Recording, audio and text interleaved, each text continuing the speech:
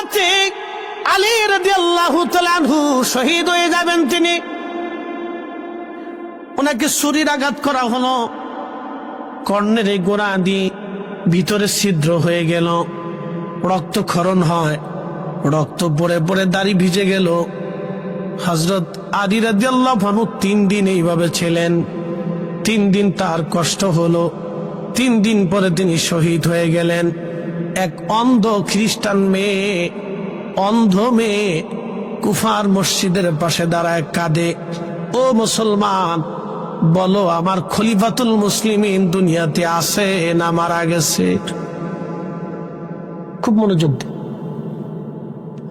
ও মুসলমান তোমরা বলো আমার খলিফা কি দুনিয়াতে আছে না মারা গেছে? মুসলমানরা বলতেছে, হে খ্রিস্টান অন্ধ মেয়ে, তুমি খলিফা দিয়ে কি করবা বলো? বলে আগে বলো খলিফা আছে না মারা গেছে? বলে খলিফা আজকে 3 দিন আহত ছিলেন, রক্তক্ষরণে তিনি সকালে ইন্তেকাল করেছেন। ফজরের পরে তার জানাজা করার পরে আমরা তাকে দাফনে কবরস্থানে নিয়ে গেছি। তিনি দুনিয়ায় নাই, দুনিয়ার থেকে বিদায় হয়ে গেছে। খ্রিস্টান মেয়েটা, অন্ধ মেয়েটা কাঁদে আর বলে, আহা আমি যা ভেবেছিলাম তাই হয়ে গেল, আমার খলিফা নাই, আমার খলিফা চলে গেল।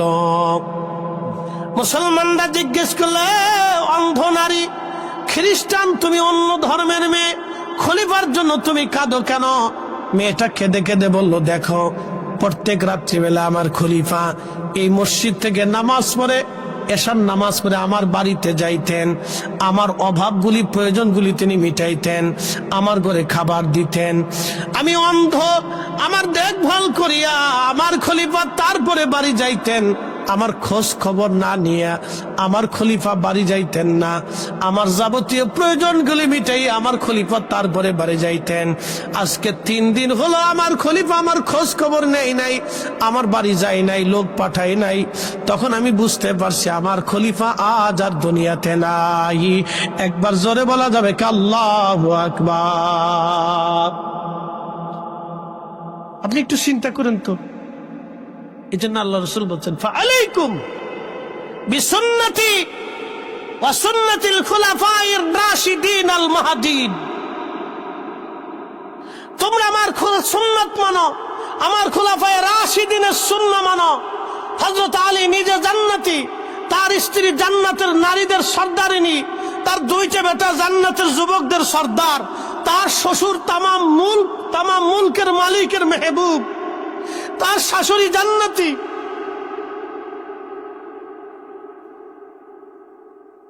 তার পুরা ঘরটা জান্নাত, তার আত্মীয় স্বজন জান্নাতি, তার ছোট ভাইটা জান্নাতি, তার চাচা জান্নাতি, তার চাচি জান্নাতি, ভাতিজারা জান্নাতি, ভাগিনারা জান্নাতি। একসাথে বলবেন আল্লাহু আকবার। এত দামি ফ্যামিলির সন্তান হওয়ার পরেও এক অন্ধ খ্রিস্টান নারীর বাড়ি ঘরে প্রত্যেকদিন খাবার দিয়ে আসতেন, খলিফাতুল মুসলিমিন হওয়ার পরেও। এই জন্য আল্লাহর নবী বলতেন, সুলতান ও জিল্লুল্লাহি ফিল আরদ, শাসক গোষ্ঠীরা হচ্ছে জমিনে আল্লাহর ছায়া। আল্লাহর ছায়া, আল্লাহ যেমন সবাইকে ছায়া দেয়, নিরাপত্তা দেয়, শাসকরা সবাইকে নিরাপত্তা দিবে। শাসকরা যদি জনগণের নিরাপত্তা দিতে না পারে, শাসক গোষ্ঠীরা যদি জনগণের খাদ্যের নিরাপত্তা না দিতে পারে, বস্ত্রের নিরাপত্তা না দিতে পারে, তাদের অর্থের নিরাপত্তা না দিতে পারে, জীবনের নিরাপত্তা না দিতে পারে, তাদের সম্মানের নিরাপত্তা না দিতে পারে, মেয়েদের নিরাপত্তা না দিতে পারে, শালীনতার নিরাপত্তা না দিতে পারে, ইজ্জতের নিরাপত্তা না দিতে পারে, তাহলে ওই শাসক গোষ্ঠী ধ্বংস হয়ে যায়। কথা বলে ঠিক না বেটে?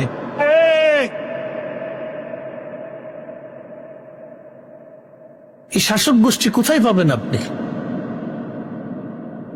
এই শাসক গোষ্ঠী শাহজালালি, আমিনী, 360 আউলিয়া, শাহপরান, শাহ মখদুম, খাজা বাবা আজমিরি, এদের জমানায় ছিল। অপ্রিয় মুসলমান খুব মনোযোগ দিবেন। প্রিয় হাজিরিন, কি করে আমি আপনাদেরকে বুঝাবো? কোন ভাষায় বুঝলে যে আপনারা বুঝবেন, কিভাবে বললে যে আপনারা বুঝবেন? বলার তো ভাষা নাই। দিন দুপুরে মানুষ এখন কোন হয়ে যায়, কি কথা বলেন না কেন? অত্যন্ত কঠিন ভয়াবহ পরিস্থিতি, দিন দুপুরে ডাকাতি হয়। এরকম যদি পরিস্থিতি চলতে থাকে, আগামীর দিনগুলি আমাদের জন্য আরো অসহনীয় হয়ে যাবে। কথা বলেন ঠিক কিনা? এই জন্য বন্ধু, সহনশীল হতে হবে, দয়া আমাদের ভিতরে আনতে হবে। দয়া দয়া নবীজি বললেন, আমার উম্মত তোমরা দয়া করো, মানুষকে এহসান করো, দয়া করো, দয়া করো। তোমরা প্রতিবেশীর ক্ষুধার্ত নিবারণ করো, যারা দুর্বল আছে তাদের ঘরে খাবার পৌঁছাও, যারা দুর্বল আছে তাদের ঘরে খাবার পৌঁছাও। আমার দেশে এই যে বললাম আপনাদেরকে একটু পরিসংখ্যান, লক্ষ লক্ষ ধনী আছে। যদি 68,000 ধনী, 68,000 ধনকুবের মালিক যদি তারা চিন্তা করে যে আমরা আমাদের অর্থ থেকে শুধু বাংলাদেশের 68,000 গরিব গ্রামে যত গরিব মানুষ আছে, অসহায় আছে, মধ্যবিত্ত দুস্থ আছে, যাদের রমজানে খুব কষ্ট হয়, আমরা তাদের জন্য খাবার বরাদ্দ করব, ইফতার বরাদ্দ করব। যদি সহনশীল খাবার ইফতার তাদের ঘরে পৌঁছায়, তাহলে অন্তত আমার এই রমজান মাসটাও আমাদের দেশের দরিদ্র মানুষের একটু ভালো কাটে। কথা বলে ঠিক কিনা? কিন্তু দেয় না, দেয় না। কি দেয়? রমজান শেষ হয়ে গেলে ঈদের সময় আসে, 150 টাকার লুঙ্গি, 200 টাকার পাঞ্জাবি, 300 টাকার 3 পিস নিয়ে আসে। এটার নাম হচ্ছে জাকাতের মার্কেট। আছে গুলিস্তানে, যদি আমার সাথে যান আমি দেখাই দিতে পারি। জাকাতের মার্কেট।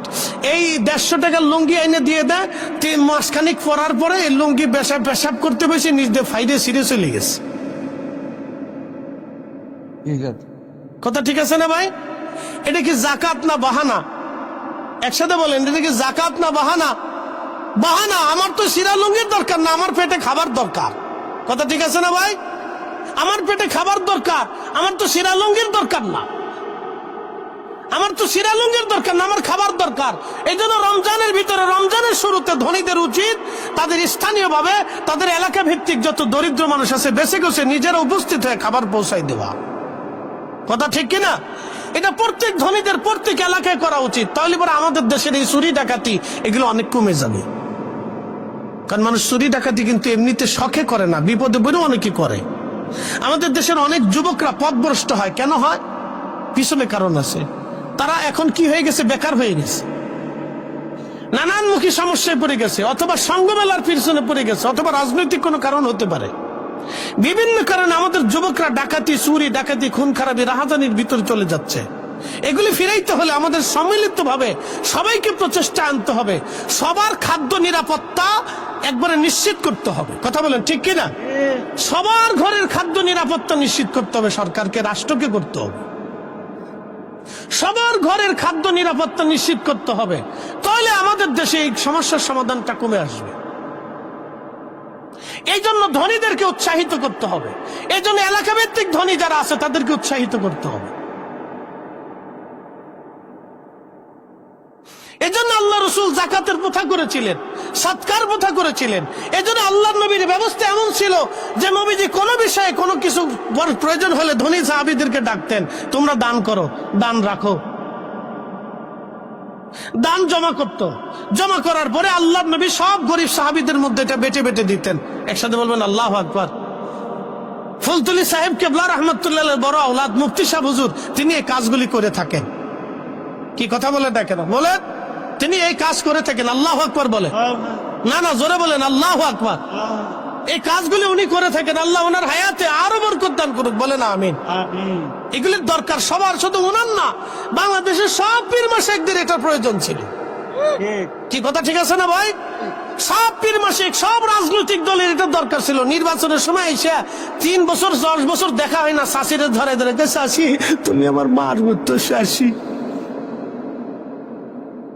শাশিরে ধরে ধরে, শাশি তুমি আমার মার মতো, শাশি তোমার দেখতে আমার মার মতোই দেখা যায়। শাশি এই যে 1000 টাকা দিলাম কিছু কিনে কেটে খাও। 10 বছর পরে আইসে, 10 বছরের ভিতর শাশির আর খবর নাই। কি কথা কন না কেন? 10 বছরের ভিতরে শাশির খবর নাই, 10 বছরের ভিতরে শাশির খবর নাই। প্রত্যেক রাজনৈতিক দলের ব্যক্তিদের উচিত ছিল নিজেরা মাথায় করে নিয়ে বাড়ি বাড়ি খাবার পৌঁছাই দেওয়া। দল থাকুক আর না থাকুক, রাজনীতি হোক বা না হোক, যার অর্থ আছে, ধনী আছে, তার উচিত ঘরে খাবার পৌঁছানো। গরিব মানুষের বাড়ি খাবার পৌঁছাইলে আমার দেশে চুরি ডাকাতি এগুলি, এই রাহাজানি এগুলি হয়ে হবে না, এগুলি কমে যাবে। কথা বলেন ঠিক কিনা? কিন্তু তা দেবে না কেউ। তা দিবে না। নামাজ হয়ে গেছে রাজনৈতিক নামাজ। বল হুজুর এটা আবার কেমন? নির্বাচন আসার আগে টুপি একটা মাথায় দেয়, বাপরে বাপ, পেশাব করে পানি লোক আর লোক মসজিদে ঢুকে ঠিকই নামাজ পড়ে। অজু থাক আর না থাক মসজিদে ঢুকে ঠিকই নামাজ পড়ে, বাপরে বাপ দেখে আমি খুব নামাজি। শয়তানে হাসে আর কয়, বাপরে বাপ, তুই এই সামান্য একটু বোর্ডের লেগে কি সিটারি শুরু করছিস? তুই তো আমার সাথে বড় সিটা। কি কথা কর না কে? ঠিক আছে না ভাই? শয়তানে চিন্তা করে যে আমার সাথে বড় সিটার। আমি 9 লক্ষ বছর ইবাদত করছি কিন্তু সিটারি করিনি না। শয়তান কিন্তু 9 লক্ষ বছর ইবাদত করছে বা 7 লক্ষ বছর ইবাদত করছে, সিটারি কিন্তু করে নাই। সিটারি না করার কারণে কিন্তু আল্লাহ তোরে মুআল্লিমুল মালায়েকা বানাইছিল। কথা ঠিক আছে না? সিটারি তো পরে এসে করলো, ঠিক আছে না? সিটারি তো শেষে এসে করলো, কিন্তু বাকি 7 লক্ষ বছর কিন্তু সিটারি করে নাই। শয়তানের চিন্তা করে, বাপরে বাপ, তোরা 60 বছরের জিন্দিগি ভাইয়া কত বড় সিটার হয়েছিস। চিন্তা করে তো যে কাজ আমাদের করার দরকার আমরা সেটা আঞ্জাম দিতে পারতেছি না তো। আল্লাহু আকবার, আল্লাহু আকবার। আল্লাহ কবুল করুক, সকলে বলে না আমিন। অনেকে খালি মঞ্চ পেয়ে ফটর ফটর করবো, চিল্লাফাল্লা করবো, কিন্তু কাজের বেলায় নাই। ওদের কাজ আঞ্জাম দিতে হবে। এই জন্য আমাদের খাদ্য নিশ্চিত করতে হবে, আমাদের প্রতিবেশীদের খাদ্য নিশ্চিত করতে হবে, আমাদের আত্মীয় স্বজনদের খাদ্য নিশ্চিত করতে হবে। কিছু না কিছু তাদেরকে দিয়ে সাহায্য করতে হবে। যাদের দারিদ্রতা আছে তাদের ঘরে খাবার পৌঁছায় দিয়ে আসতে হবে, প্রকাশ্যে না দেন। এমনও মধ্যবিত্ত বাংলাদেশে আছে যারা ভালো ইফতার পারে না, অসুবিধা আছে, মনে হয় যে সে ভালো চলতেছে কিন্তু তার অনেক অসুবিধার ভিতরে আছে। আছে না ভাই? আচ্ছা, আমি গত বছর মাহে রমজানে এরকম আমি বাটি, আল্লাহ আমার তৌফিক দেয়, তা আমি জানতাম না যে আমার গ্রামে এরকম। তো দিতে দিতে দিতে দিতে দেখি শেষই হয় না। বললাম কারণ কি? মানুষের পরিস্থিতি এরকম হয়ে গেছে। তো প্রিয় উপস্থিতি, এগুলো আমাদের করার দরকার। প্রত্যেক ধনীরা 68,000 ধনী, প্রত্যেক 68,000 ধনী যদি চিন্তা করে, এটা সরকারের দায়িত্ব। সরকার ইচ্ছা করলে প্রত্যেক শিল্পপতি যারা আছে তাদেরকে উদ্বুদ্ধ করতে পারে, পারে না ভাই? কোনো ব্যাপার না তো। বাংলাদেশের সেনাবাহিনী পড়ে রয়েছে, বিজিবি পড়ে রয়েছে, হাজার হাজার সেনা সদস্য পড়ে রয়েছে, যাদেরকে রমজানে যদি আপনি দিয়ে দেন এই অর্থগুলি, তারা নিজেরা বেটে বেটে পৌঁছাবে। কথা ঠিক আছে না ভাই? তারা নিজেরাই দিবে। সেনাবাহিনীর তো কাজ নাই। সেনাবাহিনী কি করে? সকালবেলা ট্রেনিং করে, বিকেলবেলা ট্রেনিং দেয়, তারা ট্রেনিং দ্বারা তারা সেনা ক্যাম্পের ভিতরে কাজ করে। অন্তত রমজানে তাদেরকে আমরা কাজে লাগাইতে পারি। বিভিন্ন প্রয়োজনে সেনাবাহিনী কাজে আসবে। কথা ঠিক আছে না ভাই? দেশের স্বার্থে সেনারা কাজ করবে। সেনারা তো দেশের জন্য, কথা ঠিক আছে না? দেশের নিরাপত্তার জন্য, দেশের দুর্যোগের সময়, দেশের প্রয়োজনে, দেশের স্বার্থে, দেশের নিরাপত্তায় প্রয়োজনে সেনাবাহিনী কাজ করবে। করুক না, সেনাবাহিনী কাজ করবে। তাদেরকে সেনাবাহিনী যুদ্ধ করানো হয়, ট্রেনিং দেওয়া নয়, তাদেরকে বসে বসে খাওয়ানোর জন্য তো না। এখন সারা দেশের নিরাপত্তা ব্যবস্থা খুব দুর্বল হয়ে গেছে। দিন দুপুরে চুরি ডাকাতি হয়, খুন খারাপি হয়। এখন সেনাবাহিনীর উচিত সারা বাংলাদেশে একবারে বাটাম চালান দেওয়া। কি কথা ঠিক আছে না ভাই? সারা বাংলাদেশে একবারে বাটাম চালান দেওয়া সেনাবাহিনীর উচিত। প্রত্যেক অঞ্চলে নেমে নেমে বাটাম চালান দিয়ে সোজা করে একবারে ক্লিন করে পরিষ্কার করে রাখা। মুসিবতের সময় তোমার সেনাবাহিনীর দরকার। আমার যখন আরাম আছে তখন তো আর আমার সেনাবাহিনীর দরকার নাই, তারা তাদের ব্যারাকে ফিরে চলে যায়। কিন্তু আমার যখন বিপদ, দুর্যোগ হোক, প্রাকৃতিক দুর্যোগ হোক, রাষ্ট্রীয় দুর্যোগ হোক, রাজনৈতিক দুর্যোগ হোক, তখন তো সেনাবাহিনীর দরকার। কথা ঠিক আছে না ভাই? প্রাকৃতিক দুর্যোগ, রাজনৈতিক দুর্যোগ, রাষ্ট্রীয় দুর্যোগ, অর্থনৈতিক দুর্যোগ, সামাজিক দুর্যোগ, যে দুর্যোগে বাংলাদেশ আসুক সেই সময় তো সেনাবাহিনীর প্রয়োজন। তো সেই সময় সেনাবাহিনী আমার দেশে কাজ করবে। আমি তো তাছাড়া ওনাকে চাচ্ছি না, তারা আমাদেরকে সাহায্য করবে। তো এই বাংলাদেশের সরকার যদি চিন্তা করে যে 68,000 গ্রামে বাংলাদেশের 68,000 শিল্পপতি বাংলাদেশে যারা আছে তাদের বরাদ্দ করতে হবে রমজান মাসে। কি কথা ঠিক আছে না? সারা বছর তারা ব্যবসা করে, রুটি রুজি করে, তারা এই 68,000 গ্রামে 68,000 বরাদ্দ করবে। এত হাজার, এত শত, এত হাজার কোটি টাকা তাদের বরাদ্দ করে দিবে। তারা রমজানে সরকার ইচ্ছা করে তাদেরকে বলবে আপনারা দিয়ে দেন। তখন এই সম্পদগুলি বরাদ্দ করার পরে তারপরে এই চাল ডাল কি পরিমাণে একজন দরিদ্র মানুষ পাবে, সেনাবাহিনীর আওতাধীন দিয়ে দিবে, অমুক থানা অমুক উপজেলা সেনাবাহিনী চলে যাবে। তারা নিজেরা যায় বাইটা বাইটা ডিসক্রিপশনে করে তারা নিজেদের পদ্ধতি মতো তারা পৌঁছাই দিয়ে আসবে। এলাকার মানুষের সাহায্য নেবে, ইমাম সাহেব হুজুরের সাহায্য নেবে। কথা ঠিক আছে না ভাই? মসজিদ কমিটির সাহায্য নেবে, তাহলে কিন্তু সহজ হয়ে যাবে। ইমাম সাহেব হুজুর, মসজিদ কমিটি এরা যদি সাথে থাকে, এলাকার আলেম ওলামা যদি সাথে থাকে, তাহলে পরে একবারে নিরবিচ্ছিন্ন ভাবে কোনো দুর্নীতি হবে না, কোনো স্বজন প্রীতি হবে না। হবে কি ভাই? স্বজন প্রীতি হবে না। কারণ ইমাম সাহেব চিন্তা করবে যে আমার এই মুসল্লি দরিদ্র আছে, কেন ইমাম সাহেবরা সবার বাড়ি বাড়ি ঘুরে, তারা জানে কার কি হাল হাকিকত, কার কি অসুবিধা সুবিধা আছে। কথা ঠিক আছে না ভাই? ইমাম সাহেবরা জানে, এলাকার মানুষ যারা মসজিদ পরিচালনা করে তারা জানে, তারা চিন্তা করবে যে না, আমরা এই গরিব মানুষের মধ্যে বন্টন করব। তারা সরকারের কাছে, সেনাবাহিনীর কাছে লিস্ট পাঠাবে, তাহলে আর আমাদের দেশে কোনো বিশৃঙ্খলা হয় না। আর যদি রাজনৈতিক ব্যক্তিত্বদের কাছে দিয়ে দেন, আমি তাদের দুর্নাম করবো না, আল্লাহ তাদের সাহায্য করে, আমরা দোয়া করি, কিন্তু অনেকে আছে স্বজন প্রীতি করবে। কথা সহজ, কাজ সহজ, কিন্তু কাজে পরিণত নাই। সমস্যা হলো এখানে। কিন্তু সরকার দিক বা না দিক, আমাদের কাজ আমাদের চালাইতে হবে। কথা ঠিক আছে না ভাই? আল্লাহ আমাদের কবুল করুক। সকলে বলেন আমিন। না আর একটু জোরে বলেন আমিন। একটু জবান খুলে মহব্বতে আল্লাহুম্মা সাল্লি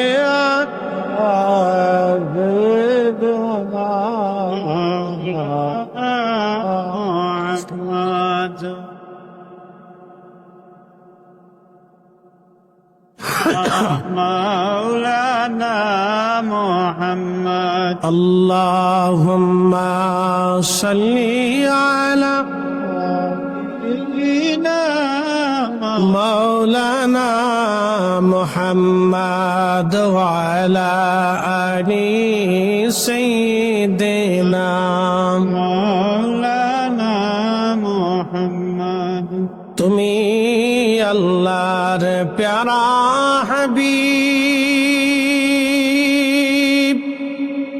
তোমার তুলনা নাই কেউ আর, তোমার মতো আকাশ ভ্রমণ করেনি কোন পয়গম্বর। আল্লাহুম্মা সাল্লি আলা سيدنا مولانا محمد وعلى آل سيدنا مولانا محمد প্রিয় উপস্থিতি, ইমান ইহতিসাবের সাথে যারা রোজা রাখবে, আল্লাহর নবী বললেন তাদের জীবনের গুনাহগুলি আল্লাহ মাফ করে দিবে। এখন রোজা রাখলো, মিথ্যাও বলল, রোজা কি ইমান ইহতিসাবের সাথে হবে? একসাথে বলেন হবে? হবে না।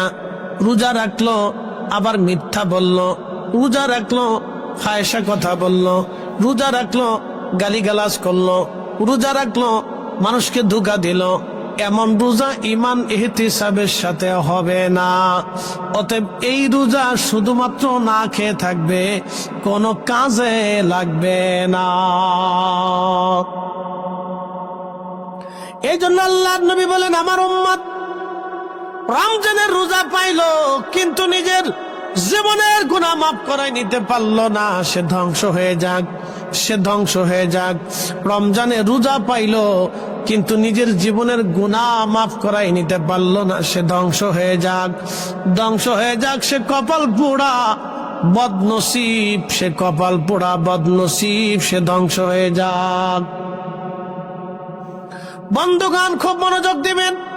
এরপরে নবীজি বললেন, আমান কামা রমাদানা ঈমানাও ইহতিসাবান গুফিরা লাহু মা তাকাদ্দামা মিন যামবিহি, যে ব্যক্তি মাহে রমজানে রাত জেগে দাঁড়ায় দাঁড়ায় নামাজ পড়বে, রাত জেগে নামাজ পড়বে, সারা রমজানে রাত জেগে ইবাদত করবে, তারাবির নামাজ পড়বেন, ঠিক মতো তারাবির নামাজ, ঠিক মতো 5 ওয়াক্ত নামাজ, এবং রাত্র জাগরিত হয়ে যারা তারাবির নামাজ পড়বে, নবীজি বললেন তার আগের জীবনের সব গুনাহগুলি আমার আল্লাহ মাফ করে দেবে। একবার জোরে বলা যাবে কে মারহাবা। কি নামাজ? তারাবি। এখন বলেন কয় রাকাত? জোরে বলেন। ফিসাদ আমাদের দেশে একদল আদা জল খেয়ে লাগছে 8 টাকা তার বানাইতেই হবে। মনে হয় যে ওরে শয়তানে টেন্ডার দিয়ে দিছে, মনে হচ্ছে আজাজিলে তারে টেন্ডার দিছে, ওর 8 টাকার তারাবির নামাজ বানাইতেই হবে। সেই জন্য সে যত যুক্তি তর্ক আছে সব যুক্তি তর্ক সে উত্থাপন করছে। এখন আমি আপনাদেরকে দলিলা দিল্লা যুক্তি তর্ক কিচ্ছু দেব না, শুধু একটা প্রশ্ন বলবো, 360 জন আল্লাহর ওলি, তিনারা কি হক না বেহক? না জোরে বলেন, না না একসাথে বলেন, হক না বেহক? তিনারা যে নামাজ আনছিলেন এটা কি সত্য না মিথ্যা? তিনারা যে কালেমা এনেছিলেন এটা সত্য না মিথ্যা? তিনারা যে দিন এনেছিলেন এটা সত্য না মিথ্যা? তো তিনারা যদি 8 টাকার তারাবির নামাজ যদি সত্যই 8 টাকা হতো, তাহলে 360 জন আল্লাহর ওলি এই জমিনে 8 টাকার তারাবির নামাজ বাস্তবায়ন করে প্রতিষ্ঠিত করে রেখে যাইত। ঠিক যেহেতু ওনারা 20 টাকার তারাবির নামাজ এই জমিনে প্রতিষ্ঠিত করছে, অতএব আমরাও জানি তারাবির নামাজ 20 টাকাত, এটাই চূড়ান্ত। এর নিচে পড়লে ইমান ইহতিসাবের সাথে তারাবির নামাজ আদায় হবে না।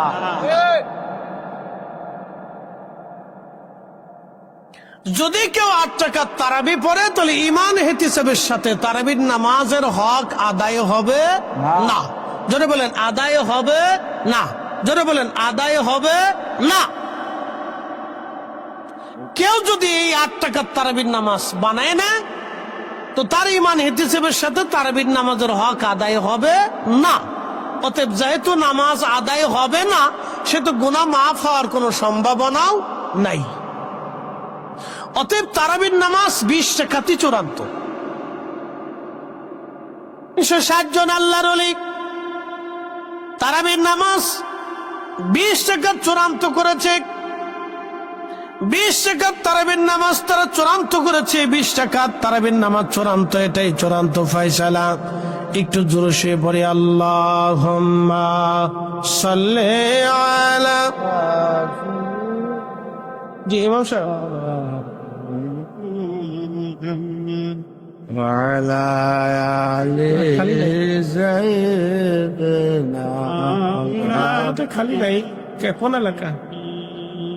আল্লাহুম্মা সাল্লি আলা। আচ্ছা কালকে কথা বলবো।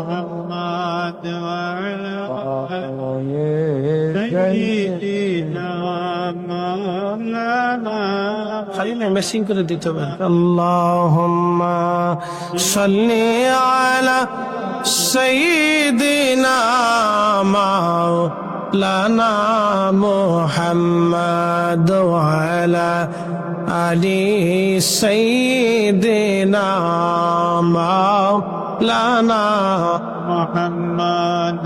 3 নম্বর আল্লাহর নবী বলেন, আমার উম্মত লাইলাতুল কদরের রাত্রিবেলা কেউ যদি ঈমান ইহতিসাবের সাথে রাত জেগে ইবাদত করে, আমার আল্লাহ মা তাকাদ্দামা মিন জামবিহি, তার জীবনের সমস্ত গুনাহ আল্লাহ মাফ করে দেবে।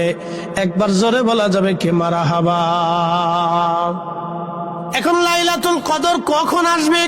প্রিয় নবীকে জিজ্ঞেস করল, ইয়া রাসূলুল্লাহ লাইলাতুল কদরের রাত কখন পাওয়া যায়? নবীজি বলেন, মাহে রমজানের শেষ 10 দিনে বেজর রাত্রিবেলা তোমরা মাহে রমজান কদরের রাত্রিবেলা তালাশ করো। ইন্না আনসালনাহু ফি লাইলাতিল কদর, নিশ্চয়ই এই কদরের রাত্রিবেলা আল্লাহ কোরআন নাজিল করেছেন। কদরের রাত্রিবেলা কোরআন এসেছে, এই কদরের রাত্রিবেলা আমার আল্লাহ কোরআন নাজিল করেছেন। এই জন্য কদরের রাত এত বড় দামি। আল্লাহ কোরআনে বলেন, লাইলাত ওয়া মা আদরাকা মা লাইলাতুল কদর। নবীজি আপনি কি জানেন লাইলাতুল কদর কি? লাইলাতুল কদরি খায়রুম মিন আলফি শাহর, সেটা 1000 মাসের চাইতে উত্তম আমার উম্মতের ভিতরে, আমার বান্দাদের ভিতরে। লাইলাতুল কদরের এক রাত্রিবেলা কেউ যদি ইবাদত করে, আমি রব্বুল আলামিন 1000 মাসের চাইতে বেশি পরিমাণে নেক আমার বান্দার আমল নামায় লিখে দেব। একবার জোরে বলা যাবে কি সুবহানাল্লাহ। তবে 4টে সহি হাদিসেও আসছে 26 তারিখ দিন যায় রাত, এটাও কদরের রাত, এটাও হাদিসে আসছে। 4টে সহি হাদিসে আসছে। ইমাম তহাবি লেখছেন শারহে মানিল আসারের ভিতরে একটা বিশুদ্ধ হাদিসে আসছে। এরকম 4টে হাদিসে আসছে যে 26 তারিখ দিন যায় রাত্রেও কদরের রাত, এটাও হাদিসে আসছে। তবে একবারে নিরবিচ্ছিন্ন ভাবে নিশ্চিন্ত ভাবে মাহে রমজানের শেষ 9 বিজোর রাত্রিগুলিতে যদি আপনি জেগে জেগে ইবাদত করেন, তাহলে কদর রাত আপনি নিশ্চিন্ত পেয়ে যাবেন, তাতে কোনো সন্দেহ নাই। আর এই রাত্রিবেলা যদি আপনি ঈমান ও ইহতিসাবের সাথে জেগে ইবাদত করেন, তাহলে আপনার জীবনের সমস্ত গুনাহগুলি আল্লাহ মাফ করে দিবে। একসাথে বলা যাবে না সুবহানাল্লাহ? তাহলে মাহে রমজানে আমাদের অধিক পরিমাণে ইস্তিগফার করার দরকার, দোয়া করার দরকার, কান্নাকাটির দরকার, ক্ষমা চাওয়ার দরকার। কথা ঠিক আছে না ভাই? আর বেশি বেশি পরিমাণে রোজাদারকে ইফতার করানোর প্রয়োজন। যদি সুযোগ সুবিধা হয় তাহলে এলাকার হত দরিদ্র মিসকিন আশেপাশে খুঁজে খুঁজে আত্মীয় স্বজন আগে দেখবেন যে আপনার আত্মীয় স্বজনের মধ্যে দরিদ্র কারা আছে। যারা দরিদ্র আছে তাদের ঘরে খাবার নিশ্চিত করবেন, এবং তারপরে দেখবেন আপনার প্রতিবেশীদের মধ্যে দরিদ্র কারা আছে, তাদের মধ্যে আপনি মাহে রমজানে খাবার নিশ্চিন্ত করবেন। এরপরে আপনার গ্রামের ভিতরে দেখবেন কারা দরিদ্র আছে, আপনি তাদের মধ্যে খাদ্য নিশ্চিত করবেন, তাদের ঘরে খাবার পৌঁছাবেন রমজানে। আল্লাহ আমাদের প্রত্যেকের তৌফিক দিক, সকলে বলে না আল্লাহ। আমরা এই কাজগুলি করব, এই কাজগুলি আমাদের আঞ্জাম দেওয়ার দরকার, তাহলে আমাদের গুনাহ মাফ হবে না। রমজান পাইলেন কিন্তু গুনাহ মাফ করাইতে পারলেন না, এর চাইতে বড় ব্যর্থতা আর জীবনে কিছু নাই। এই জন্য প্রথম মিম্বরে কদম রাখার পরে নবীজি বললেন সাহাবীরা রে, আমি প্রথম মিম্বরে কদম রাখছি, ঠিক তখনই জিবরাইল আলাইহিস সালাম এসে বলেন ইয়া রাসূলুল্লাহ, যে মাহে রমজান পাইল কিন্তু নিজের জীবনের গুনাহ মাফ করাইয়া নিতে পারল না, সে ধ্বংস হয়ে যায়। তাহলে 3টা কাজ করলে জীবনের গুনাহ মাফ হবে। 1 নম্বরে মাহে রমজানে রোজা রাখতে হবে ঈমান ইহতিসাবের সাথে, পরিপূর্ণ ইয়াকিনের সাথে, বিশ্বাসের সাথে, মহাব্বতের সাথে।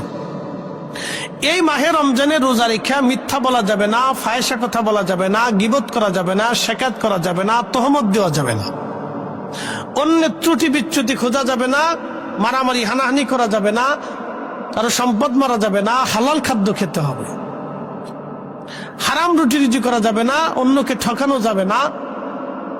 এই মাহে রমজানে জেনা করা যাবে না, জেনার লিপ্সা আনা যাবে না, কোনো নারীর দিকে ফায়সা কাজ করা যাবে না, খারাপ ভাষা ব্যবহার করা যাবে না, মিথ্যা বলা যাবে না।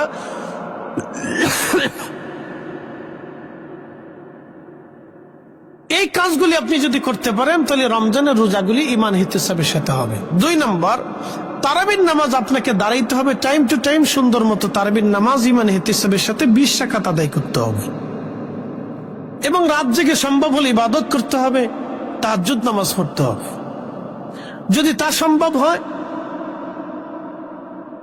আপনি রাত জেগে কোরআন শরীফ তেলাওয়াত করতে পারেন, আর কিছু নওয়াফিল অতিরিক্ত ইবাদত করতে পারেন, তাহলে আপনার জীবনের আগের গুনাহগুলি মাফ হয়ে যাবে। আর কদরের রাত্রিবেলা যদি আপনি পেয়ে যান, তাহলে মাহে রমজানের শেষ 10 দিনের বেজর রাত্রিগুলা, বিশেষ করে 26 তারিখ দিন যায় রাত, এটাও যেহেতু বিশুদ্ধ হাদিসে এসেছে, অতএব এই রাতটাকেও ছোট করে দেখার কোনো সুযোগ আমাদের হাতে নাই। অতএব এই রাতগুলিতে ঈমান ইহতিসাবের সাথে জাগতে হবে, ইবাদত করতে হবে খুব ইয়াকিনের সাথে। পটকা ফোটানো যাবে না, ঘোরাঘুরি করা যাবে না। আমাদের দেশে বরাতের রাত আসলে আর কদরের রাত আসলে পটকা ফুটায়, ঘোরাফেরা করে, ফেসবুক টিপে, গল্প গুজব করে, এই কোনায় বিড়ি খায়, ওই কোনায় চা খায়, ওই কোনায় পান খায়, ঘুরে গেড়ে বেড়ায়। বা সারা রাত ঘুরে গেড়ে বেড়ায় কদর পালন করছে, সারা রাত ঘুরে গেড়ে বেড়ায় কদর পালন করছে, বরাত পালন করছে, মনে করছে বিরাট বড় নেকির কাজ করে ফেলছি। শয়তানে হাসে আর কয় ওরে সিটার, এভাবে অনেক নেকির কাজ করে ফেলছি। আসলে মূলত তা না। ঈমান ইহতিসাবের সাথে রাত্রি যাপন করতে হবে, ঈমান ইহতিসাবের সাথে, অত্যন্ত বিনয়ের সাথে এবং ইয়াকিনের সাথে, বিশ্বাসের সাথে, ঈমানের সাথে মহাব্বত নিয়ে রাত্রিগুলি ইবাদত করতে হবে। তাহলে 3 সময়, রোজা, তারাবি, কদর, রোজা, তারাবি, কদর। এই 3টা করতে যে আবার চিন্তা করেন না যে বাকি ফরজ নামাজগুলি ছেড়ে দেব। না না না, রমজান তো রমজান, রমজানে একটা ফরজ, অন্য সময় 70টা ফরজ। রমজানে একটা নফল, অন্য সময় ফরজের সমতুল্য। একসাথে বলা যাবে না সুবহানাল্লাহ। মনোযোগ দেন। এখন যদি আপনি 1 টাকা দান করেন তাহলে 700 টাকার সওয়াব হবে।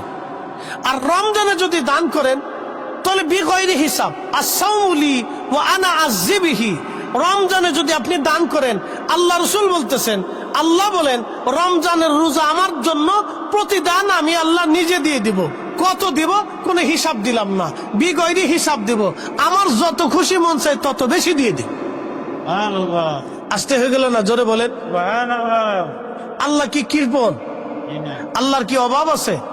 আল্লাহর দিলে কি লজ আছে? তাহলে আল্লাহ যখন দেয় তখন বুঝতে হবে যে অগণিত দেয়। কথা ঠিক আছে কিনা? তাহলে রমজানে বেশি বেশি দান সৎকা করবো। কোন সময় দান সৎকা করবো? রমজানে বেশি বেশি দান সৎকা করবো। প্রিয় উপস্থিতি, মাহে রমজানে অত্যধিক পরিমাণে দান সৎকা করবেন, অধিক পরিমাণে নেকের কাজ করবেন। আপনি এই রমজান আসলে রোজা ছেড়ে দেওয়া যাবে না, প্রস্তুতি নিয়ে ফেলে দেন। একটা রোজা কাজা করা যাবে না। রমজানে যেই কথাগুলি বললাম সেগুলি আপনারা করবেন। আল্লাহর নবী বললেন, আমি দ্বিতীয় মিম্বারে কদম রাখলাম। যখন দ্বিতীয় মিম্বারে কদম রাখছি তখন জিবরাইল আলাইহিস সালাম বলেন, ইয়া রাসূলুল্লাহ, যে আপনার নাম শুনলো কিন্তু দুরূদ শরীফ পড়লো না, সে ধ্বংস হয়ে যাক। যে আপনি নবীর নাম শুনলো কিন্তু আপনি নবীর শানে দুরূদ শরীফ পড়লো না, সে ধ্বংস হয়ে যাক। যে আপনি নবীর নাম শুনলো কিন্তু দুরূদ পড়লো না, সে ধ্বংস হয়ে যাক। আল্লাহর নবী বলেন আমিন। তার মানে নবীজির নাম শোনার পরে দুরূদ পড়া লাগবে। দুরূদ, দুরূদ, দুরূদ। সর্বশেষ ছোট্ট দুরূদের নাম সাল্লাল্লাহু আলাইহি ওয়াসাল্লাম। আপনি যেই দুরূদ শরীফ পড়তে পারেন সেই দুরূদ আপনি পড়বেন। আপনার যেটা খুশি আপনি সেটা পড়বেন, কোনো নিষেধ নাই। আপনার যেই দুরূদ খুশি আপনি সেটা পড়বেন। দুরূদ ইব্রাহিমই পড়তে হবে এমন কোনো বিষয় না। দুরূদ ইব্রাহিম ছাড়া অন্য কোনো দুরূদ হবে না, তাও কোনো মাসালা না। এগুলি ভ্রান্ত মাসালা। সাহাবা ইকরাম জিজ্ঞেস করলো, নাহনু সাল্লাইনা ফি সালাতিনা ইয়া রাসূলুল্লাহ, নবীজি আমরা নামাজের ভিতরে কিভাবে আপনার প্রতি দুরূদ পড়ব আপনি শিখাই দেন। তখন নবীজি এই দুরূদ শরীফটা শিক্ষা দিলেন, যে দুরূদ ইব্রাহিম যেটা আমরা পড়ি, নাম দুরূদ ইব্রাহিম। আসলে মূলত এটা দুরূদ ইব্রাহিম, ইব্রাহিম আলাইহিস সালামের দুরূদ না। দুরূদ তো আমাদের রাসূলের দুরূদ। কথা ঠিক কিনা? আল্লাহর নবী নিজে দয়া করে ইব্রাহিম আলাইহিস সালামের নাম বসিয়ে দিয়েছেন। এর পিছনে কারণ আছে। কারণ হলো নবীজি সবসময় ইব্রাহিম আলাইহিস সালাম দা ইব্রাহিম খলিলুল্লাহ, নবীজি বলতেন আমি ইব্রাহিম আলাইহিস সালামের দোয়া। এর অর্থ হচ্ছে ইব্রাহিম আলাইহিস সালাম প্রত্যেক দোয়াতে দোয়া করতেন, আল্লাহ তুমি আমার নসলে আখিরি নবী পাঠাও। আল্লাহ তুমি আমার নসলে, আমার বংশে আখিরি নবী পাঠাও। কারণ আখিরি নবীর ইজ্জত সমস্ত ১৬ লক্ষ নবীরে যাহা দিয়েছে, আমার নবীরে আল্লাহ তার চাইতে ৭০ গুণ বেশি দিছে। একসাথে বলবেন আল্লাহু আকবার। সমস্ত নবীর উম্মতরে আল্লাহ যা দিছে, আমার নবীর উম্মতরে আল্লাহ ৭০ গুণ বেশি দিছে। আসতে বললেন কেন? আমাদেরকে আল্লাহ কি দিছে? ৭০ গুণ বেশি দিছে। কত গুণ বেশি দিছে? ৭০ গুণ বেশি দিছে দেখে লাইলাতুল কদর পাইছেন, নালে লাইলাতুল কদর পাইতেন না। ৭০ গুণ বেশি দিছে দেখে রমজানে ১ রাকাত নামাজ পড়লে, এই নফল পড়লে অন্য মাসের ফরজের সমান পাইছেন। একটা ফরজ করলে অন্য মাসে ৭০টা ফরজের সমান পাইছেন। ৭০ গুণ বেশি দিছে দেখে রমজানে আল্লাহ আপনার জীবনের গুনাহ মাফ করাই দিবে। আল্লাহর নবী বলেন, উম্মত তোমরা শোনো, 5টা জিনিস মাহে রমজানে আল্লাহ আমার উম্মতকে বিশেষভাবে দিছে, যা অন্য কোনো উম্মতকে আল্লাহ দেয় নাই। তার ভিতরে একটা হচ্ছে মাহে রমজানে আমার উম্মতের মুখ দিয়ে যে গন্ধ আসে, এই গন্ধটা আল্লাহর কাছে মিশকের চাইতে বেশি ঘ্রাণ। একসাথে বলবেন আল্লাহু আকবার। এখন প্রশ্ন, আল্লাহ কি গন্ধ শুকে? আল্লাহ কি গন্ধর দরকার? আল্লাহ গন্ধ শুকে না, বরং এই গন্ধটা কেন আসে? ক্ষুধার্ত থাকার কারণে এই গন্ধটা আসে। দেখবেন মানুষ ক্ষুধার্ত থাকলে মুখ থেকে গন্ধ আসে। এটা হলো ক্ষুধার গন্ধ, এটা মুখের গন্ধ না। ক্ষুধা সন্ধ্যার সময় দেখবেন গন্ধর তাপমাত্রাটা বেশি বাড়ে, কারণ কি? সে ক্ষুধা, পেটে কিছু নাই, এই জন্য গন্ধ আসে, নিঃশ্বাসে গন্ধ আসে, ক্ষুধা থাকার কারণে। এটা হলো ক্ষুধার গন্ধ। তো এই গন্ধটা আল্লাহর কাছে প্রিয় কেন? এই গন্ধের বিনিময়ে আল্লাহ তাকে এত সুগন্ধি দিবে, বেহেশতে এত মর্যাদা আল্লাহ দিবে, যে যার আল্লাহর কাছে এত পছন্দ লাগে, ভালো লাগে, যে আমার বান্দা ক্ষুধার্ত আছে, কারণ আমি আল্লাহর ভয়ে আছি। একসাথে বলবেন আল্লাহু আকবার। রোজা কি পুলিশের ভয়ে রাখেন? কাউকে দেখানোর জন্য রাখেন? কার জন্য রাখেন? আল্লাহ। কারণ রমজান মাসে আপনি যদি পালায় পালায় খাবার খান, কেউ দেখবে না। পালায় পালায় যদি পানি খান, তো কেউ দেখবে না। তো রমজানের রোজাটা শুধুমাত্র আল্লাহর জন্য হয়। নামাজ কিন্তু রাজনৈতিক নামাজ আছে, নামাজ কিন্তু বিয়েই নামাজ আছে, নামাজ কিন্তু সামাজিক নামাজ আছে, নামাজ কিন্তু ঠেলার নামাজ আছে। বলে ঠেলার নামাজ কি? ঠেলার নামাজ হচ্ছে যে সালিশ দরবারে বসে এখন যদি নামাজ না পড়ে তাহলে মানুষ কি বলবে? এটার নাম ঠেলার নামাজ। রাজনৈতিক নামাজ হলো নির্বাচনে আসছে, ভোট যদি নামাজ না পড়ে মানুষ ভোট দিবে না, এটা হলো রাজনৈতিক নামাজ। বিআই নতুন বিআই বেদ গেছে, যদি নামাজ না পড়ে তো বিআই মন্দ বলবে, এই জন্য এটার নাম দিয়েছি বিআই নামাজ। কি কথা ঠিক আছে না? কিন্তু রোজা কিন্তু বিআই রোজা নাই, কারণ রোজা আল্লাহর জন্যই রাখে। যে রাখে সে আল্লাহর জন্যই রাখে। কথা ঠিক আছে না ভাই? সে কার ভয়ে রাখে? আল্লাহর ভয়ে রাখে। যে রাখে সে আল্লাহর ভয়ে রাখে, কারণ সে পলায় খাইতে পারে, গোপনে বাসার ভিতরে খাইতে পারে, রুমের তালা মেরে দিয়ে পানি খাইতে পারে, ভাতও খাইতে পারে, কেউ দেখবে না। এই জন্য রোজা আসাউমুলি ওয়া আনা আযবিহি, রোজা আমি আল্লাহর জন্য, অত প্রতিদান আমি আল্লাহ নিজে দিয়ে দেব। আল্লাহু আকবার। এই জন্য রোজাদারকে কেউ যদি খাওয়ার, তাহলে আল্লাহ রাসূল বলছেন আমি কিয়ামতের ময়দানে তোমাকে হাউজে কাউসারের পানি পান করাই দেব। প্রিয় উপস্থিতি হাজিরিন, আল্লাহর নবী বললেন দুরূদ শরীফ। তো আমাদের নবীর ইজ্জত আল্লাহ এত পরিমাণে দিলেন, এই ইজ্জত দেখে ইব্রাহিম খলিলুল্লাহ শুধু দোয়ার মধ্যে বলতেন, আল্লাহ আপনি আমার নসলে আখিরি নবী পাঠাবেন, আমার বংশে আপনি আখিরি নবী দিবেন। আল্লাহ আপনি আমার বংশে আখিরি নবী পাঠাবেন। কেন?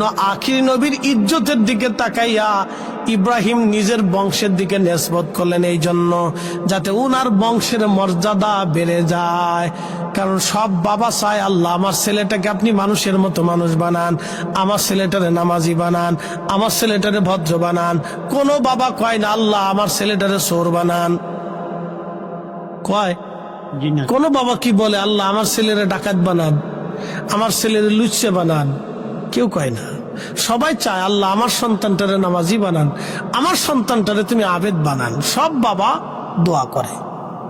তো ইব্রাহিম আমার নবীর ইজ্জত দেখে আল্লাহর বলতেছেন, আল্লাহ তুমি আমার নসলে আখিরি নবী পাঠাও। তা আল্লাহ তার দোয়া কবুল করলেন। একসাথে বলবেন আল্লাহু আকবার।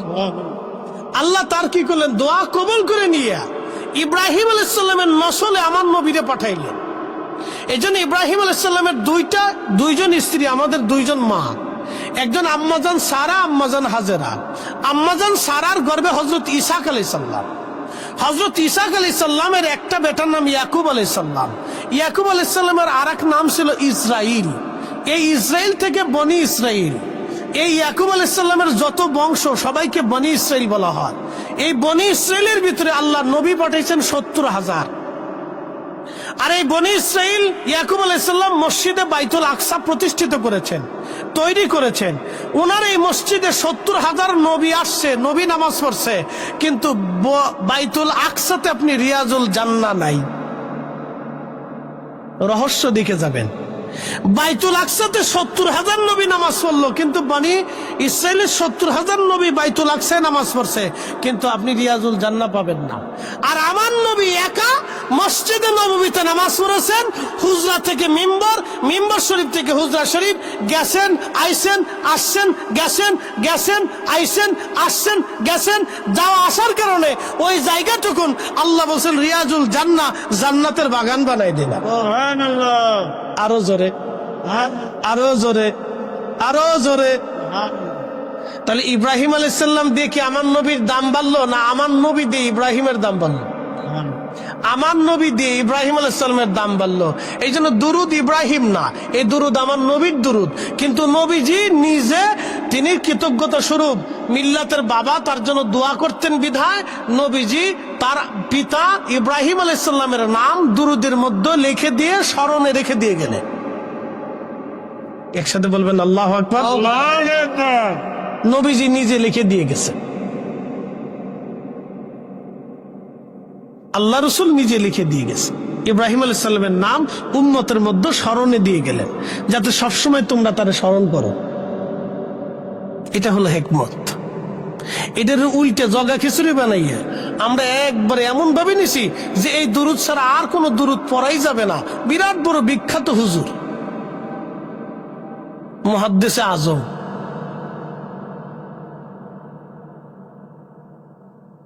এ মুসলমান খুব মনোযোগ দিবেন। আল্লাহ নবী বলেন, উম্মত আমার নাম যে শুনলো কিন্তু দুরূদ শরীফ পড়লো না, সে ধ্বংস হয়ে যাক, সে ধ্বংস হয়ে যাবে। এই জন্য সবচেয়ে ছোট্ট দুরূদ আমরা যেটা পড়ি সাল্লাল্লাহু আলাইহি ওয়াসাল্লাম, জোরে বলেন সাল্লাল্লাহু আলাইহি ওয়াসাল্লাম। আমরা এই দুরূদটা নবীজির নাম শোনার পরে আমরা তেলাওয়াত করি। যদি না পড়েন তাহলে ধ্বংস অনিবার্য। এই জন্য দুরূদ পড়া লাগবে। দুরূদের মর্যাদা ছোট করে দেখলে হবে না। কথা কন না কে, ঠিক কিনা? দুরুদের মর্যাদা ছোট করে দেখলে হবে না। মৌমাছির দলেরা নবীজির সামনে দিয়ে উড়িয়া যায়। আল্লাহ নবী বললেন, মৌমাছি দাঁড়াও।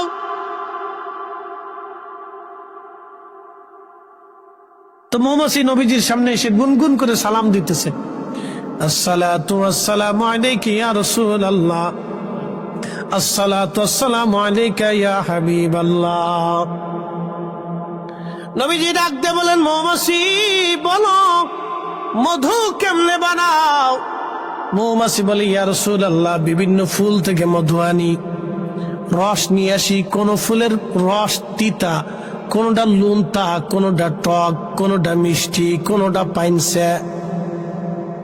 এক এক ফুলের রস এক এক রকম। হুজুর সমস্ত রসগুলি সংগ্রহ করে এনে চাকের মধ্যে জমা করে রাখি, ইয়া রাসূলুল্লাহ, মধু মধু হয় না।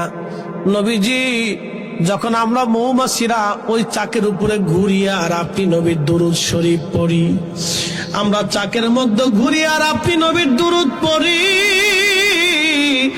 ওই দুরূদের কারণে আমার আল্লাহ আমার রব মধুকে মধু বানায়া দেয়। একসাথে বলেন আল্লাহু আকবার। এই মধুটাকে আল্লাহ বলে না শিফাউল লিন্নাস, কোরআনে আল্লাহ বলছেন। তাহলে আমার রব আমার আল্লাহ ৯৯ প্রকার কঠিন কঠিন রোগ থেকে তোমাকে বাঁচাবে। কেমনে খাবেন? হাতের তালুতে ঢেলে চেটে চেটে খাবে। প্রত্যেক মাসে অন্তত একবার, সপ্তাহে একবার, নাহলে প্রত্যেক দিনে একবার হাতের চালুর মধ্যে মধু ঢেলে চেটে চেটে খাবে। না শিফাউল লিন্নাস, আল্লাহর ভাষায়।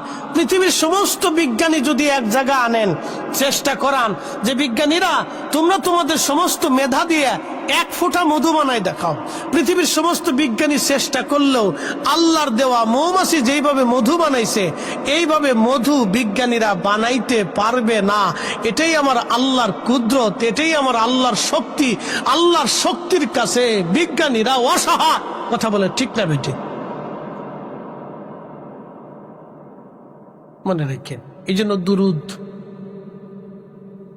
তাহলে মৌমাছি যদি নবীজির দুরুদ পড়িয়া মধু বানায়, শাইখ আব্দুল হক মুহাদ্দিস দেহলভী মাদারিজুন নবুওয়াতের মধ্যে লিখেছেন, নবীজির দুরুদ শরীফ পড়ে যদি মৌমাছি মধু বানায়, তাহলে আমাদের বাড়ি ঘরে দুরুদ শরীফের আওয়াজ আসলে, তেলাওয়াত হলে, মিলাদ হলে বাড়িতে বরকত আসে না? কি একসাথে কথা নজরে বলেন, বরকত আসে না? তাহলে বাড়ি বাড়ি মিলাদ দোয়া দুরুদ হবে নি? জোরে বলেন, বাড়ি বাড়ি মিলাদ দোয়া দুরুদ হবে নি? আল্লাহ কবুল করুক, বলেন আমিন। আমিন। বরকতের জন্য পড়বেন, পড়লে আপনার লাভ, না পড়লে আপনার লস। মনে রাখেন, সবাই নিজের লাভ বুঝে, পাগলও নিজের লাভ বুঝে। বলে হরেন মারবেন, দেখবেন পাগল রাস্তা থেকে সরে দাঁড়ায়। পাগল জানে যে এখন আমি গাড়ির নিচে পড়ে যাবো, সরে যারে। পাগল এটা বুঝে। টাকা দিবেন পাগল টাকা চিনে, খাবার দিবেন পাগল খাবার চিনে। পাগলও নিজের লাভ বিচ্ছে তালাশ করে, সবাই লাভ খোঁজে। তাহলে দুরুদে যেই লাভ, এই লাভটা আপনাদের দরকার। মৌমাছি মধু বানায় নবীর দুরুদ দিয়ে, তাহলে আপনি চিন্তা করেন এই দুরুদে বরকত কত। অতএব এই দুরুদ আপনারা বাড়ি বাড়ি চালু রাখবেন, বেশি বেশি পড়বেন। আল্লাহ এত পরিমাণে বরকত দিবে যে বরকত শূন্য হবেন না কখনো। যে কোনো কাজের আগে আপনি দুরুদ দিয়ে যদি চালু করেন, আল্লাহ রসুলকে দুরুদ আদিয়া পাঠান, আল্লাহ ওই কাজের ভিতর অবারিত বরকত দিয়ে দেয়। এটা মনে রাখবেন। 3 নাম্বার, আল্লাহ নবী বলেন আমার উম্মতরা আমি 3 নাম্বার মিম্বারের সিঁড়িতে কদম রাখছি। জিব্রাইল এসে বলেন ইয়া রাসূলুল্লাহ, কেউ তার পিতা মাতা পাইল কিন্তু বাবা মার খেদমত করে জান্নাত নিতে পারল না। যে তার বাবা মা পাইল কিন্তু খেদমত করে জান্নাত নিতে পারল না, সে ধ্বংস হয়ে যাক।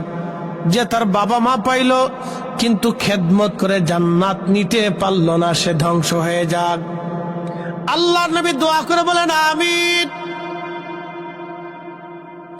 বাবা মা পাইল কিন্তু খেদমত করে জান্নাত দিতে পারে নাই, কপাল পোড়া সন্তান। আমি বলে দিয়ে যাই বন্ধু, আপনার মা আপনার পিছনে মিনিমাম 15 বছর আপনার পিছনে পরিশ্রম করছে।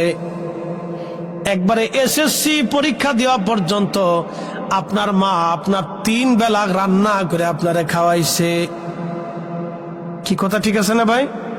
একবারে এসএসসি পর্যন্ত ধরলাম, আমি বাকিটা ধরলাম না, ধরেন আর কি। বাকিটাও করছে মা, কিন্তু ধরলাম না, আমি এসএসসি পর্যন্ত ধরলাম। তো একটা ছেলে 15 বছরে এসএসসি পরীক্ষা দেয়, ঠিক আছে না ভাই? 15-16 বছরে সে এসএসসি পরীক্ষা দেয়, অথবা 17 বছরই ধরেন। তা আমি 15 বছরই মাস্ট সর্বনিম্ন হিসেবে ধরলাম।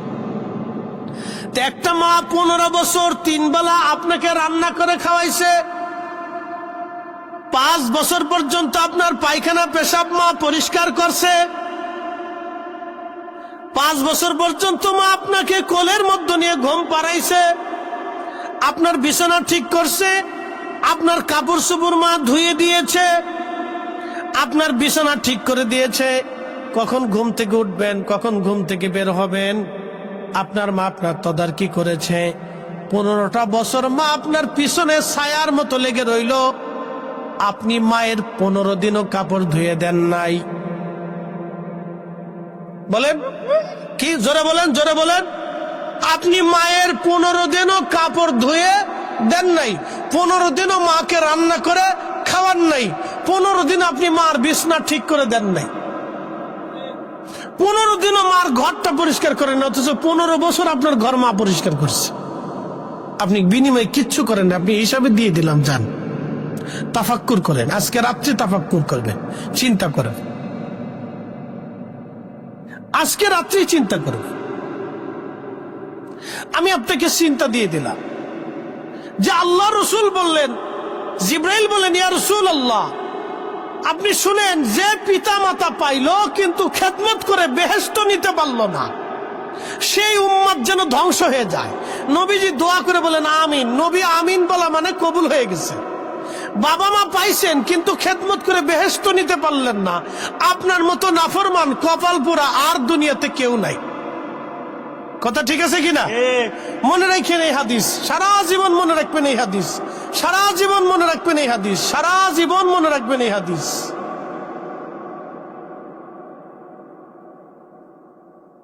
একলাউরাবাসী মনোযোগ দিবেন। বাবা মা পাইলেন কিন্তু খেদমত করে বেহেশত নিতে পারলেন না, আপনি ধ্বংস হয়ে যান, ধ্বংস হয়ে যাবেন আপনি। 15টা বছর বাবা আপনার জন্য পরিশ্রম করলেন, বাজার আনলেন, চাকরি করলেন, ব্যবসা করলেন, রক্তপানি করলেন। 15টা বছর বাবা শীত দেখে নাই, গ্রীষ্ম দেখে নাই, বর্ষা দেখে নাই। আপনার জন্য 40 বছর বাবা পরিশ্রম করেছে, 40 বছরও মা পরিশ্রম করেছে।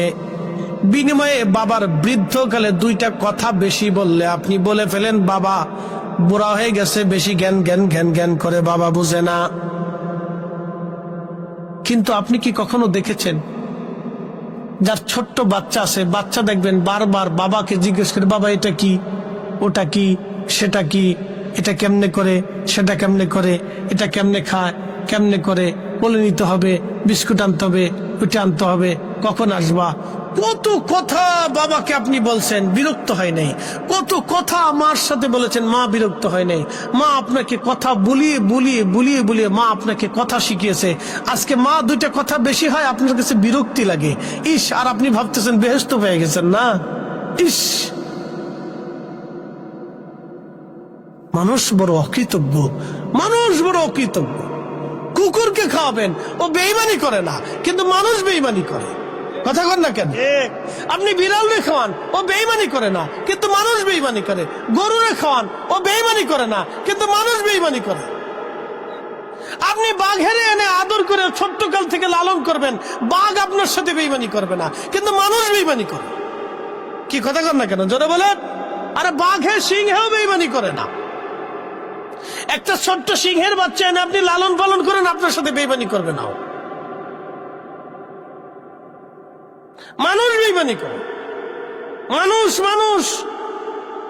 এই জন্য তার শাস্তি বেশি। তাকে নসিহত করার জন্য কত ওলি, কত বুজুর্গ, কত নবী আসছে, কত উলামা ফুদালা তাদেরকে নসিহত করলো। এত ওয়াজ আমরা মানুষকে শোনাইলাম। কোটি কোটি মানুষ আমাদের ওয়াজ শুনে, হাজার হাজার মানুষ আমাদের ওয়াজ শুনে, অনলাইনে কোটি কোটি মানুষ আমাদের ওয়াজ শুনে, কোটি কোটি মানুষ, মিলিয়ন মিলিয়ন মানুষ ওয়াজ শুনে।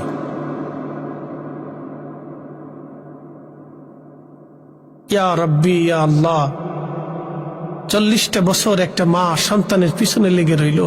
আল্লাহ নবী বলেন, উম্মত রে, তোমরা শোনো, তুমি তোমার বাবা মাকে পাইছো বৃদ্ধকালে, কিন্তু খেদমত করে তুমি বেহেশত নিতে পারো নাই। তোমার মতো হতভাগা আর কেউ নাই। আমার ওয়াজ যদি বুঝেন, তাহলে এই ওয়াজগুলি আজকে বুঝে যাওয়াটা জরুরি। ওয়াজ বুঝে যাওয়াটা জরুরি, বাড়ি পর্যন্ত নেওয়াটা জরুরি। বাবা মা যদি বৃদ্ধ থাকে, পরম আদর করবেন, পরম যত্ন নিবেন, পরম ভালোবাসা দিবেন। যে ভালোবাসা ছোট্ট গেলে আপনাকে দিয়েছিল, তার চেয়ে বেশি ভালোবাসা দেওয়ার চেষ্টা করবেন বাবা মাকে। তার চেয়ে বেশি ভালোবাসা বাবা মাকে দেওয়ার চেষ্টা করবেন। তারা যে সময় যা খেতে চায় আপনি তাকে তাই খাওয়াবেন। খেতে না চাইলেও জিজ্ঞাসা করবেন, বাবা কি খাইতে মন চায়, কি পড়তে মন চায়, কোন কাপড়টা ভালো লাগে, মা তোমার কি প্রয়োজন আছে, দেখভাল করবেন। এগুলি খেয়াল রাখবেন, এগুলি আমাদের জরুরি, প্রয়োজন হয়ে গেছে।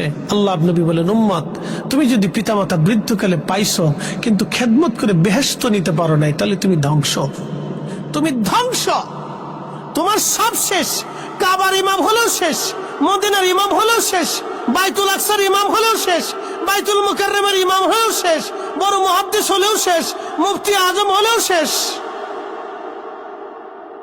৩৬,০০০ বছর হজ করলেও শেষ,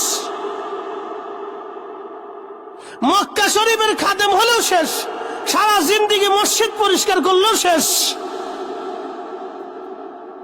কথা বুঝাইতে পারছি আপনাকে? কথা ক্লিয়ার? ৪০ বছর বক্তব্যে ওয়াজের জীবনী হলেও শেষ, ৪০ বছরের তাহাজ্জুদ থাকলেও শেষ। কথা ক্লিয়ার? বুঝে যাওয়াটা জরুরি। ভাই আমার, মাহে রমজান আসতেছে, আপনার দরিদ্রতা আসুক, অসুবিধা নাই। বাবা মাকে খাওয়াইলে কেউ অভাবী হয় না, তার রিজিক বাড়ে। খাইতে না চাইলেও খাবার কিনে নিয়ে যাবেন। কোথা থেকে কিছু আনলে আগে আব্বা আম্মার হাতে দিবেন। কোথা থেকে কিছু নিয়ে আসেন, আগে বাবা মার হাতে দিবেন। প্রশ্ন রাখতে পারেন, ফরিদে হুজুর, জীবনে সর্বনাশ করে ফেলছি, আব্বা আম্মা তো কবরে চলে গেছে, এখন আমাদের উপায় কি হবে? আমরা তো এরকম খেদমত করতে পারি নাই। আল্লাহ নবী একটা রুখসত আপনার জন্য রেখে দিয়েছে।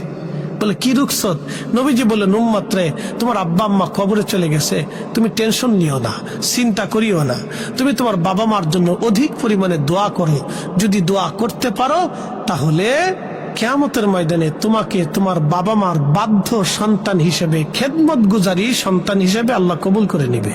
সুবহানাল্লাহ আসতে হয়ে গেল না? জোরে বলেন। সুবহানাল্লাহ এই দোয়া কোরআন খতম দিয়া, জিকির আজগার করে, আলেম ওলামা ডাকিয়া, তলবে ইলম ডাকিয়া, কালেমা খতম দিয়া, বাড়িতে মিলাদ দিয়া, তারপরে দোয়া করাবেন, মসজিদে করাবেন, নিজে করবেন। রাব্বির হামহুমা কামা রাব্বায়ানি সগীরা। বেশি বেশি দোয়া করবেন, বেশি বেশি দোয়া করবেন। যারা দোয়া মানে না ও নাফরমান, যারা দোয়া বন্ধ করে দিয়েছে ও নাফরমান, যারা দোয়া বন্ধ করার জন্য উঠে পড়ে লাগছে ও নাফরমান, ওরা শয়তানের দালাল। কথা বলেন ঠিক কিনা? ওরা মুসলমানকে ধ্বংস করার জন্য আসছে, মুসলমান ধ্বংসের করার জন্য আসছে। ওরা নাফরমান, ওরা শয়তানের কাজ আঞ্জাম দিতেছে। আপনাদেরকে শক্ত হতে হবে, শক্ত হতে হবে। কথা বলেন ঠিক না বেটে? মজবুত হতে হবে আপনাদেরকে ঈমানের বলে। মুসলমান ধ্বংস করার জন্য আসছে তারা। এমনি এদেশের কোটি কোটি মুসলমানের বাবা মার খেদমত নাই, আছে ভাই? দেখাইতে পারবেন? কোটি কোটি ছেলে বাবা মার খেদমত করে না, কোটি কোটি কোটি কোটি নাই, খেদমত নাই। আমি যেই সূত্রে বলছি এই খেদমত আছে নাই। হযরত ওয়াসাল কারনী নিজের মারে কাঁধে করে নিয়ে সারা দুনিয়া ঘুরতেন, নিজে মা রান্না করতেন, মা অন্ধ ছিল, মাকে পিঠে করে নিয়ে ঘুরতেন। সন্তানকে যেমন মা পিঠে করে নিয়ে ঘুরতো, ওয়াসাল কারনী মাকে পিঠে করে নিয়ে ঘুরতেন, মাকে পিঠে করে নিয়ে ঘুরতেন, মাকে পিঠে করে নিয়ে ঘুরতেন। নিজে রান্না করতেন, মাকে খাওয়াইতেন, মারে গোসল করাইতেন, মার বিছনা ঠিক করাই দিতেন, মারে ঘুম পাড়াইতেন, মার মাথায় তেল দিয়ে দিতেন, চুল আশ্রয় দিতেন।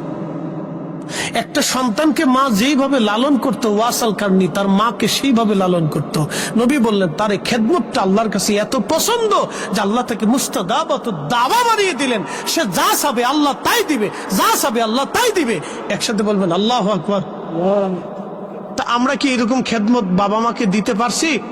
তো দোয়াটাও যদি দিতে না পারি তাহলে এর চাইতে বড় নাফরমান আর কি হতে পারে? কথা বলেন ঠিক কিনা? তাহলে দোয়া দিতে হবে। কি জোরে বলেন কি দিতে হবে? দোয়া। জোরে বলেন কি দিতে হবে? দোয়া। জোরে বলেন কি দিতে হবে? দোয়া। আল্লাহ কবুল করুক, সকলে বলেন আমিন। আওয়ালাদিন সালিহিন ইয়াদউ লাহু। নেক সন্তানের দোয়া বাবা মার কবরে পৌঁছায়। নেক সন্তানের দোয়ার কারণে বাবা মার কবরকে আল্লাহ উজালা বানায় দেয়। অতএব সন্তান যদি দোয়া না করে তো সন্তানকে আল্লাহ কিয়ামতের ময়দানে নাফরমান হিসেবে উঠাবে। এই জন্য বেশি বেশি দোয়া করবেন। যারা দোয়া বন্ধ করতে চায় ফতোয়াদের বিরুদ্ধে, ওদের ফতোয়ার গোষ্ঠী গিলাইতে হবে। কথা বলেন ঠিক কিনা বেটেন?